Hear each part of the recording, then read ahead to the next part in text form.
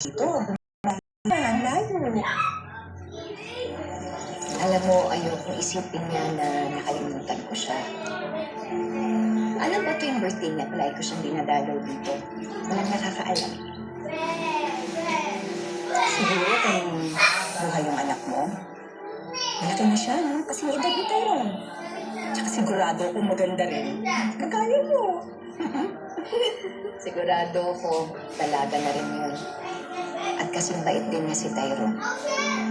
Alam mo, walang araw na hindi ko iniisip. Na siguro, kung nabubuhay siya, palagi silang magkasama.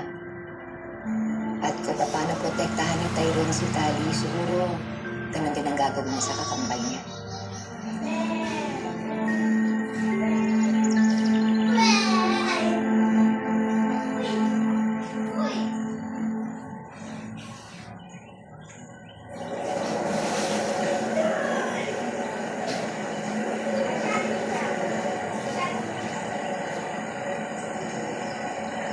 Bel, paano mo nagawa yun? Tyrone? Nagkwento ako sa'yo bilang kaibigan. Nagtiwala ako sa'yo.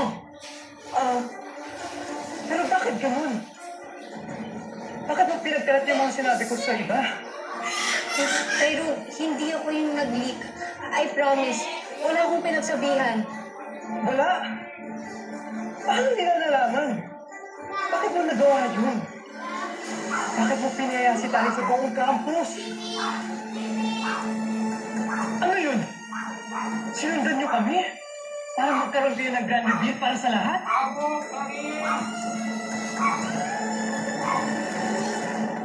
Bitawan mo nga ako! Hindi kita pinatawad! Hindi ako yung buhay ko! You went broke! Hindi ako yung nanloko ng tao! Ikaw lahat yung tali! Ito yung nababago. Kasing kapal mo yung plastic na to. Ay! Aray! Kahit kailan, never ko ay pinahiya yung pagiging ampod ko! Ang kapal ng mukha mo, ha? Dahil to sa taong kasosyo ko. Sige po, sino po ba yung inimit ko? Papadalas yata yung mga meetings mo. Baka iba na yan. Ano pa ba? Ibinatil yung assistant ang bago nating impression. Parang mga anak yun eh. Rosel?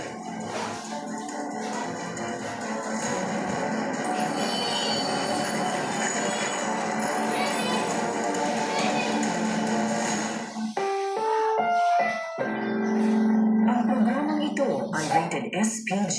Striktong patnubay at gabay ng magulang ang kailangan. Maaaring masiselang tema, lengguwahe, karahasan, sexual, horror o droga na hindi angkop sa mga bata.